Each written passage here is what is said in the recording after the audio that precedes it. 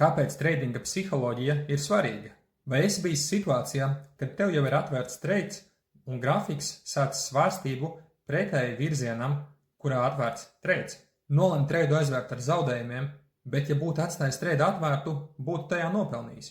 Vai arī nolem pārvietot stop-loss orderi tālāk, kā sākumā tas tika izvietots. To atkārto un gaidi, kad būs iespējams treidu aizvērt pozitīvi vai vismaz ar mazākiem zaudējumiem. Varbūt es mēģināju atpelnīt zaudēto, analizējot grafiku un mēģinot saprast, kurā virzienā tad notiks cenas svārstība, turpinot atvērt vēl un vēl treidus.